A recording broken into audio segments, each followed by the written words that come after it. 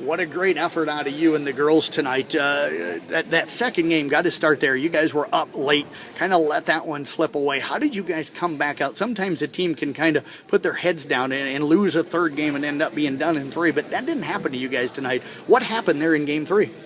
We remembered, we had this problem last year too, where we just got down right away and then we could always fight back. And so that was key for us to remember that we could do it, because we thought on both sides of the floor was more our errors that were keeping us down, and we can fix those. So we just kept that in mind and remembered all the little things to do. What were the errors do you think that you girls were making tonight and able to fix there in the third, fourth, and fifth game? Our transitioning off the net, and then simple communication was key, like in the back row or even on the hits and stuff, to get the best kill we could out of the mix of girls. We really needed to communicate, because there's a lot of girls missing from last year's team that we have to keep in mind that aren't there anymore. I tell you what, you got a lot of looks out of the left tonight, a few out of the right, but how did you see them trying to block you and how to defend you tonight when you were hitting? There was mostly just a single blocker. I think it was Sophia, and so I just it was easy to see the openings on the tips, but our coach kept wanting us to swing hard, and so we had to keep doing that because the tips weren't really winning us the game tonight.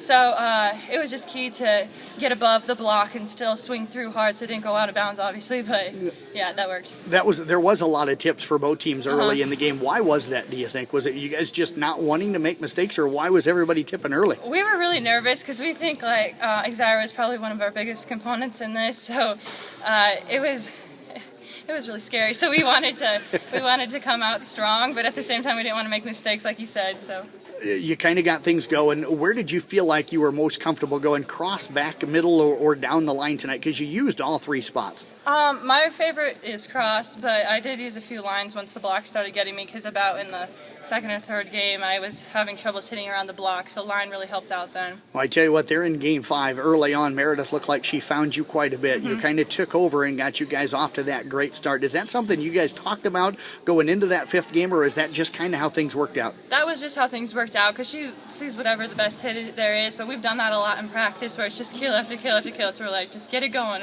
we'll be good. What's this win mean for you guys? 2-0 now in the conference, to come down here and beat Exira. What's this mean for this team? Oh, it's so exciting. We beat them last year at our home floor, but we thought it was just luck then. So now it's great. We know that we can do it. We can get far where we're going. Well, I tell you what, a great job tonight, Julia. As always, appreciate you joining us here in the postgame.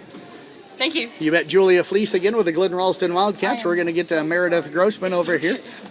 I think Julia trying to dry the headphones off, but I don't think it's going to matter. I think everybody's sweating in the gym here tonight as Meredith Grossman now joins us. And Meredith, I could sense there early on you were a little bit frustrated, a little bit with yourself and your sets. Those first couple were right up into the net. A couple of them sailed across.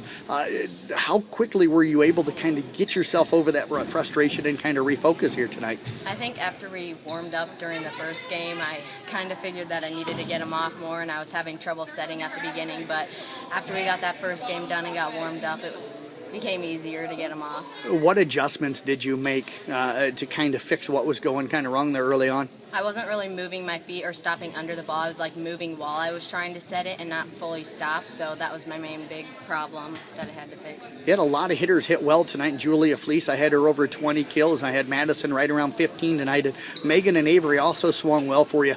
Talk about how you were reading the defense and kind of deciding where you were going tonight. The main thing I saw was when Sophia Peppers was in the back row, I knew that I needed to keep setting up Julia because they couldn't really get a block on her. She was really the only one that could get a block on her.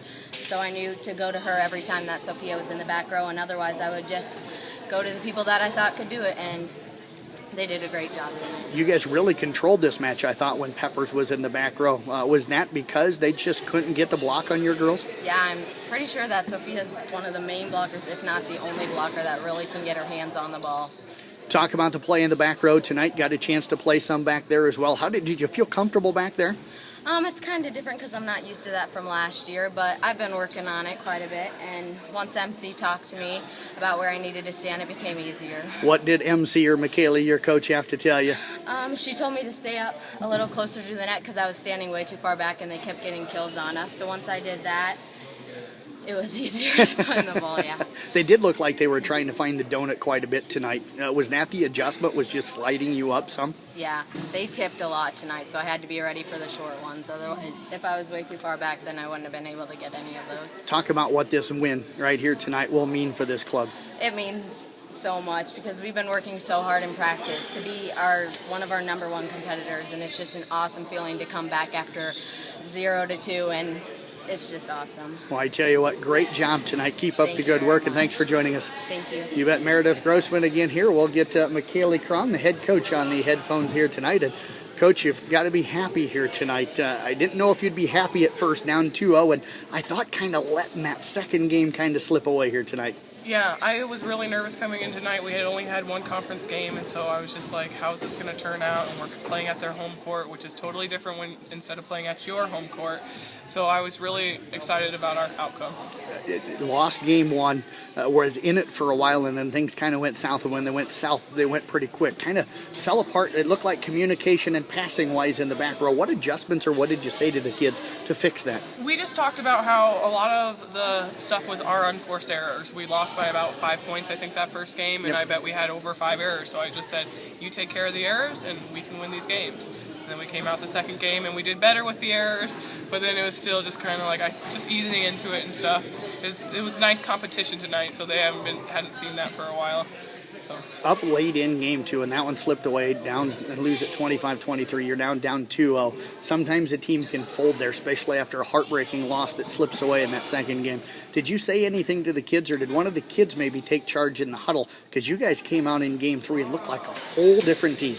No, we just, I don't know, I just said, keep your head into it, and I said, we have 3 more games to play, and they just kind of looked at me, and they were like, yeah, we do. Like, they weren't like, oh, no, they agreed with me. They knew what they had to do to take care of it, and they was just making those little adjustments, which they did, which was nice. A lot of people knew about Julia Fleecs coming into this year, an outstanding athlete, but I thought Madison Whitver, Megan Clucky, and Avery Slawball also showed some ability to swing for you. Madison had a big night onto the left, so when Julia's out, looks like you got another pretty strong left. Yeah, she does a great job for us. Both of our outside hitters are awesome, and Avery has really stepped up this year, and Megan Clucky as well. It's been nice. Happy with the way you blocked tonight, or at least the way you closed the block to help out that back row? Yeah, we had a few good blocks, or at least a couple touches off blocks, which really helps the back row, and it was just good to see them get together, so that way our defense wasn't like, where do I go? Do I go in between the block or outside the block or what? So at least they were closing the block, helped a lot. What did you feel like was the difference there in that fifth game?